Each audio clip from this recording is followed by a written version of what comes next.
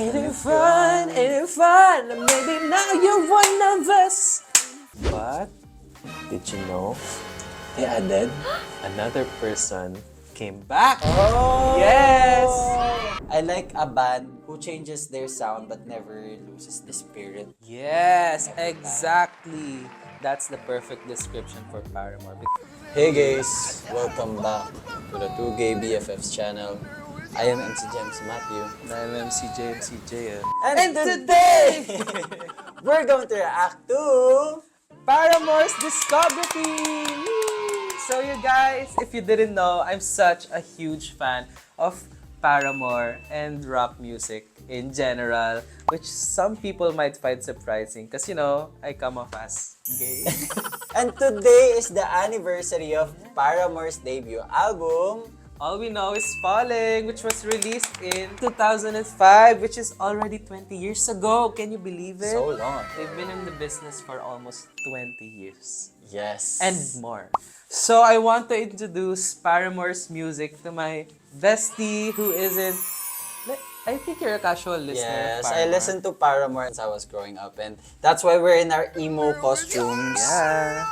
Because, you know, I listened to Paramore a lot during the 2000s and the 2010s. Yes, me too. That was definitely their breakout period. So I'm very excited to be hearing Paramore's story and some of their songs. Yes. That let me listen. So, okay, what's our first? So, we're gonna start with a short background on how the band was formed. So, Okay. the band was formed way back in 2004. The original lineup consisted of Hayley Williams, Josh, and Zach Farrow, who are brothers, by the way, and Jeremy Davis and Jason Bynum. They were the 5 original members. It was formed in 2004 with Hayley Williams meeting Josh and Zach Farrow when he moved to Tennessee because Hayley was originally from Mississippi. Wow. And she moved to Tennessee because of the divorce of her parents. So she moved with her single mom. And then she met Josh and Zach. The brothers. Yeah, the brothers. And then I think they met Jason and Jeremy along the way. Uh, So they were signed to Atlantic Records initially, but Atlantic Records was like, I don't think it's gonna fit their branding because they wanted to start as a rock band. oh. Yeah, they want to start as a rock band, but Atlantic Record decided to sign Paramore through their own niche label, Fueled by Ramen. Yes, Oh. because they wanted to play around with Paramore's branding, and they didn't want to be tied to a major label because, you know, if you're tied to a major label, people will immediately think that you're like a pop group or a pop band, Yeah. and they didn't want to be recognized like that. So they wanted their own sound, which they definitely made with their first album, which we now know as All We Know Is Falling. And we're gonna hear the very first single that they released as a band, which is Pressure. Pressure. So let's hear it. Are you excited? Have you ever heard the Yes. song? Okay. But are you feeling any pressure? No, I don't feel Any pressure right now. So No, I don't feel any pressure right now. let's listen. Oh, this is very rock. I'm hearing It's La La so Land rock. by Demi Lovato. Ooh, It's maybe giving she La La got Land. inspiration from this Oh, song. but it's different now. Yes. So handsome. Tell me what time when. I love this song. I haven't heard it in a while. So pretty, girl. Did you know she was only 16 at the time? So She was young. so young. And it's very different because it sounds so emo. I can feel the pressure. We're better. But the music video is very homemade. Yeah. you can definitely tell it's from 2005. But to be 15, to be 16, Yes. and to have a song like this, that's big. Like it. It's one of their most fan favorite songs. And for their first song, it's so good. Yes. But I'm hearing a lot of their popular songs like Brick by Boring Brick, Yeah. Misery Business. It's so headbanger. Let's go! Feel the pressure. So okay, the story is showing 2 different persons. One is working at a desert store and another is a model. That's Taylor Swift. That's Taylor Swift. So that's why they were friends. Yeah. That's why she was featured in Castles Crumbling. So handsome. Yeah, he's so handsome, right? Her hair was red, Red, since yeah. before. Oh, that became her legendary hair. This song was so different because you don't often hear punk rock bands with female leads. That's why she was so unique at the time. Pressure. So good. Rain is very pivotal in this MV. I'm really I'm really It reminded was of raining. ano, It was raining everywhere. I'm reminded of Demi Lovato's music videos Yeah. because I love her so much. And she's Yay! very rock coded. That's so good. So that was their first single off of their first album, and it introduced us to the sound of Paramore that we know now. Yes. Also, during this time, there was a lot of pressure for Hayley Williams to keep the band together because the label wanted Hayley to be a solo act. They wanted her to be like a top 40 pop princess. But she was like, I don't want that. I want to be in a band. I want to be in a rock band with Paramore. Oh, her label was shaping her to be the next Avril Lavigne.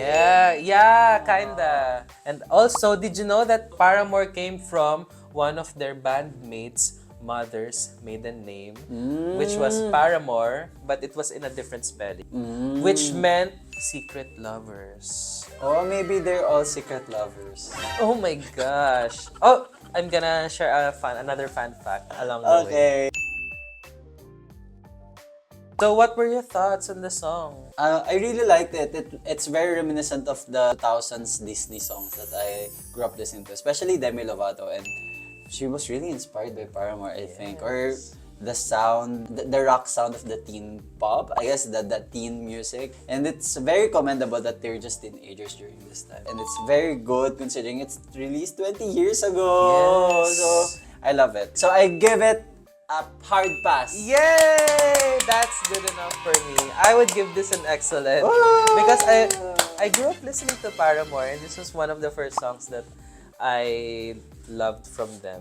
So now we're gonna move on. We're gonna skip past Riot because I think Riot is such a popular album and he knows a lot of the songs there. But to give Riot some love, if you guys didn't know, Riot was the album that pushed Paramore to the mainstream with songs like Misery Business, Crush, Crush, Crush, and That's What You Get when you let your heart in.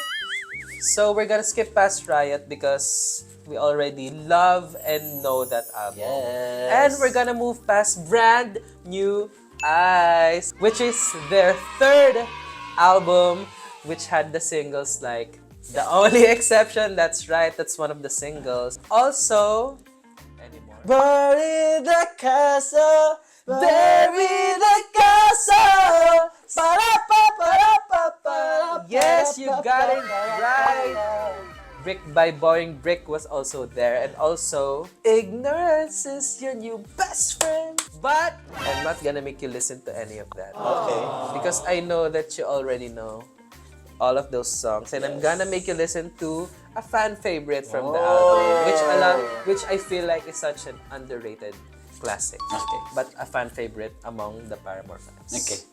So let's listen to All I Wanted by Paramore, and we're gonna listen to the live version. So, just a quick fact, Hayley Williams rarely performs this song because she says that it's so hard for her vocally. I'm not sure, but I think this is just the second time that she's performed this song. Are you ready? Okay, I'm ready. Okay, let's listen to All I Wanted. Oh, I hope she comes in the Philippines me too, girl! I would die with a smile. with a smile. Oh, her makeup is very good. It's so good. She said gaze. Yes. Contrast, no. Whatever that means. Her outfit is so good. It's giving Lady Gaga. And it's still so feminine, Yes. even if she's in a rock band.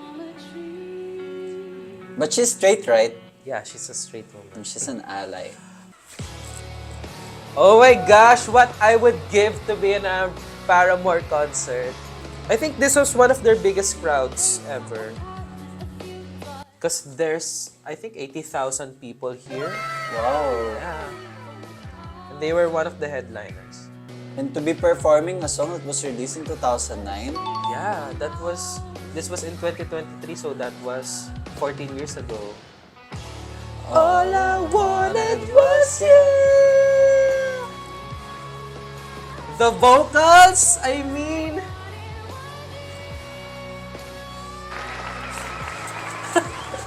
She's so good live. That's why I wanted you to hear it. So good!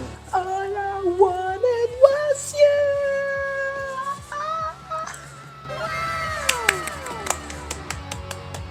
She's really a good singer. She's one of the best singers of our generation. And for a rock band that doesn't really feature female vocalists, Yes, exactly. such a good feat. Yeah, and you know what? I just realized the other day that there's not a lot of rock bands that feature a female lead. But recently, I'm so excited because we're seeing a resurgence in female-led rock bands. You know, with Linkin Park. Oh. They recently added a new vocalist, a female vocalist, after the tragic passing of their lead singer, Chester Bennington. So, rest in peace. Are you ready? Don't be ready. Nothing's happening. Okay, are you ready? Okay. Ah! She had the logo of Paramore Yeah, the tattooed Paramore on logo. her arm. Okay, play it, play it.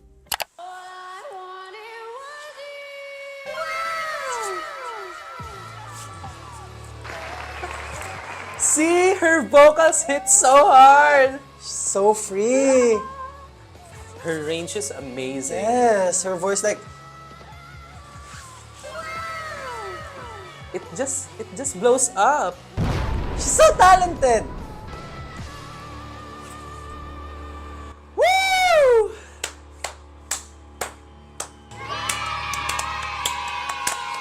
That was Hayley Williams, you're so amazing. Your vocals are so good. So that was the live performance of All I Wanted by Paramore featuring the vocals of the vocal goddess Hayley Williams. It's so good. It's one of the best songs off of the record Brand New Eyes. It's such an underrated classic, and I see why a lot of people seem to really like it because, as you can see, it's so emotional and the song sounds so good. So what were your thoughts on the song? I'm speechless, guys. As you should. All I have to say is that she's really talented. That's all. Praise her more. Speechless. Okay. In you're the next videos, So what would you rate the song? I'll rate the song as excellent. Yes! Me too, girl. That is a hard excellent. I One of want to their best ask, songs. who writes Paramore songs? Okay, the writers for their first 3 albums, the main songwriters were Hayley Williams, Josh Farro, and with a little help from Taylor York, which I was thought their Taylor guitarist. No. Along the way, They sadly passed away. no one passed away, but some of the members left, which we're gonna talk about. This was released in 2009, and in 2010, sadly, Josh and Zach Farro left the band. Yes, they left the band. So they were left with 3 members, but after this era, they made one of their most successful albums, which was their self-entitled album called Paramore, which was released 4 years after this one. It was released in 2013 with singles like Still Into You, Yeah, and Ain't It Ain't Fun? and Now. Now was a single. As you can hear from this song, it's still a bit rock and emo influence, right? But in their self-titled album, they started to pivot to a more pop punk and with a little bit of like 80s pop, 80s rock influence. So they really started to pivot their sound to a more modern sound, but still really kept the sound and the identity that made them really famous. So we're gonna hear their most successful single, to date, which is Ain't Ain't It It Fun! Fun fact, did you know that this was their song that finally got them a Grammy Award? They won for Best Rock Song for this song. Oh. So, now let's listen to Ain't It Fun! Woo! On December 2nd, Paramore set out to break the most world records in a music video. I don't know if any of this is true, guys, but it looks really fun. Her hair is orange now. Yeah, it's orange. I love this song. Fastest time to smash 30 clocks with guitar. You are what they're beating on. Also, notice how fun the song sounds. Yes, Ain't it fun? Living in the real world. She's The having message so is so much fun. good. Yes. And it good. And it got And then, all alone. so good. It encapsulates Yes. 2013 so much. So much. So good. Time was so happier back then. Yeah. They were breaking a lot of stuff. What are you gonna do? When the world don't open around you. Ain't it fun? Yeah.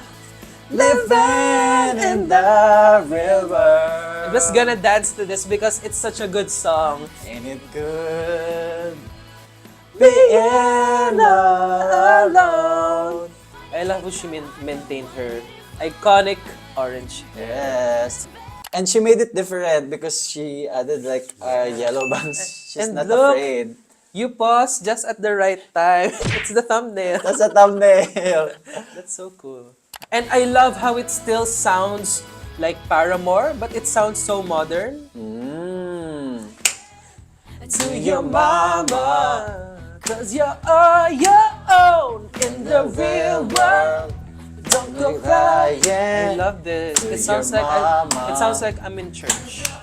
You're all in the real world. And it's so fun. They filmed it in the countryside. Yeah. 'Cause you're all your own. Ain't it fun? Ain't it fun? Maybe now you're one of us. Ain't it fun? Ain't it fun? Ain't it fun? So good. And to think this was released 12 years ago, that's so crazy. To your mama. It still sounds so modern and fresh. The most world record. What if these are a bunch of real records, you know? I think it's gonna be a fun video if someone like tries to undo all of the records here. Oh. They made a video like doing all of these Breaking breaking Paramore's records records. in Ain't It Fun music. Yes. It's gonna be such a fun content. Let's do it. Woo! So good. That was so good. And it was so beautiful to hear their evolution. When this was released in 2013, I was so happy because it sounds so refreshing. It sounds so different from what they were doing prior to the album. It was less pop punk. Yeah, it was less emo rock. This was more of a pop punk, 80s rock sound. I don't know if it makes any sense, but it sounds so much like the sound of 2013. They make their sound more modern while still keeping the root of who they are. I really like this era knowing that after the two members left, they named their album Paramore, serving as a great introduction. Reintroduction to their sound. Yeah, to their Exactly. sound. And to their sound and who they are. Paramore is a 3-member group now. And I really like this song because it's so symbolic that Hailey says that you're all alone, but ain't it fun? And it signifies that even if the two members left, you can still have fun, and they did that with their record and sound, and I'm so proud of them because they soared new heights with this record. Yes, I totally agree. They just kept getting better Bigger. and better and bigger because every album, it was like bigger than the last one they made. So they were just on the top of the world in 2013. So what would you rate the song? I'll rate this as an excellent. Yes, me too. Stands the test of time. But it wasn't fun after that because, as I said, they were left with 3 members, Hailey, Taylor, and Jeremy. And unfortunately, Jeremy left in 2015, he sued Paramore for royalties, claiming he was a co-owner of the band and deserved more than a session player's cut. The band said nope, he was an employee, not a partner, and legal drama ensued. So that was so sad. They were left with two members, Taylor York and Hayley Williams. But did you know They added? another person came back? Oh! Yes! Was Zach Farrow! Oh! One half of the Josh and Zach Farrow brothers. It signified a new era for Paramore, and they released After Laughter in 2017 with their three remaining members, Hayley Williams, Zach Farrow, and Taylor York. And again, After Laughter continued the sound they created with Paramore. It was more influenced by 80s rock, 80s pop, with singles such as Hard Times, Gonna Make You Wonder Why You Even Try, and Fake Happy. You know Fake Happy.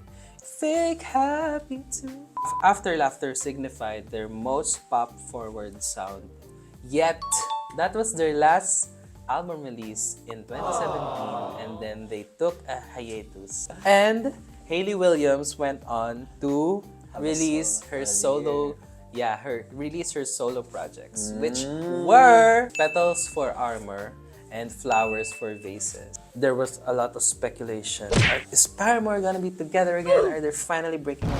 After a long hiatus, from 2017 to 2023, they finally released their latest album.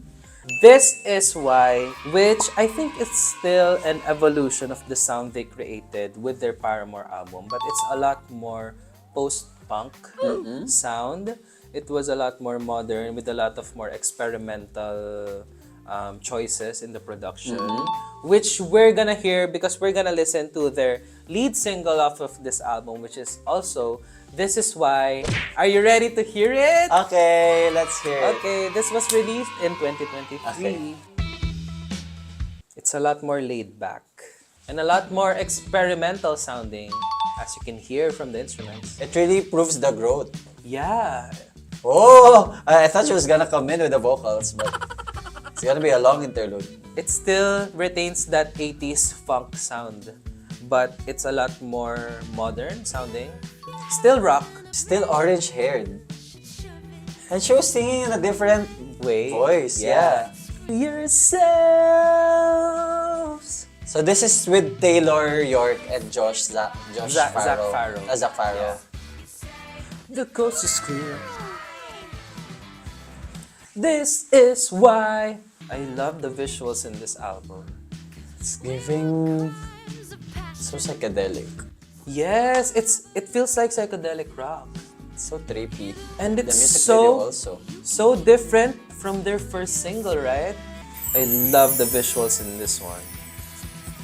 This is why I don't leave the house. They say the coast is clear, but you won't ask me out. Oh, why? This is why. Oh, I like this shot. Yeah. Also, I love Hayley Williams when she's just dancing. She loves to dance, especially in live performances. It's very vintage sounding. Also, do you think that the visuals feels like Once Upon a Time in Hollywood? Oh, Have you watched that movie? Yeah. It's very retro. It's Yeah, it's Midwest. very, yeah. Oh, that's the album cover.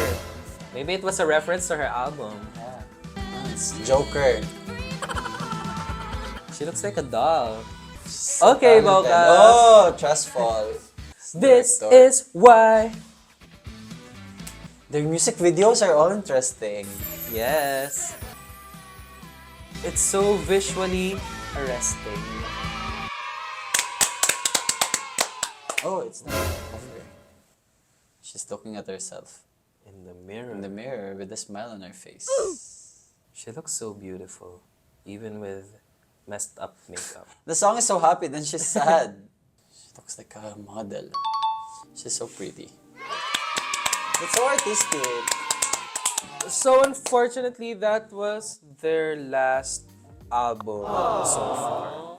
and that was their first single, This Is Why. So what did you think of the song? I really like that it gave a feeling of the vintage sound before, and comparing it with their first release, like they really evolved and they matured. And what I liked is they adapt to the current sound, and I like that that every album they're showing a different face every time. And I think this is a treat for the much older generation that used to listen to Paramore, that also developed their taste in music. So I like it. I like a band who changes their sound but never loses the spirit. Yes, exactly. That's the perfect description for Paramore because they always adapt to the changing sounds, to the changing time. So what would you rate the song? I would rate the song a pass. Yay! Me, I would rate it as a pass, I guess, as well. I mean, the song was good, but unlike their previous lead singles, I feel like it just hits a little bit different. Yeah. This song sounds like a good evolution of their sound, but I feel like it could have been more, I don't know, more catchy, I think.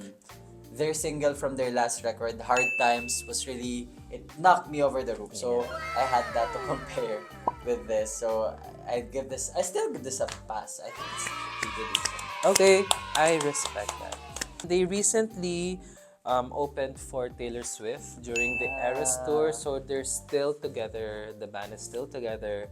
But currently, there's no news of upcoming new releases from the band. But I really hope that they continue making music because even after 20 years, they're still one of the bands that I look forward to every album release because every album for me just, it just hits different because it's so good every time and it always sounds so fresh and modern, which I love about Paramore. And Hayley Williams' voice always sounds so good. Really excited for the future ahead for Paramore. So that was our deep dive with Paramore, hosted by the very big Paramore fan, which is my BFF. Yeah. So that was our deep dive, our short deep dive of the Paramore discography. So did you guys like our deep dive? Do you want us to do more Yes. in the future? Do you want us to react to each album of Paramore? Paramore? Just tell us in the comment section down below. Don't forget to like, comment, and subscribe. At huwag kalimutan na just have fun. Because ain't it fun living in the real world? Wow. Just enjoy life, guys. Enjoy life, enjoy music, enjoy the world. Yes, kahit anong bang... What are you saying, girl? Bye! Okay. So if Paramore is watching, what do you want to say to them? Oh my gosh. You have 30 seconds. Okay, Paramore, I really love you so much. Hayley Williams, Taylor York, the Faro brothers, everyone that's been involved. You've been a huge part of my life, and I just want to say that your music continues to inspire me, to help me get through hard times. Yes. Because I really hope you keep making music. And I love you guys so much. I hope I can see you in the Philippines. Come to the Philippines, please. Oh my God!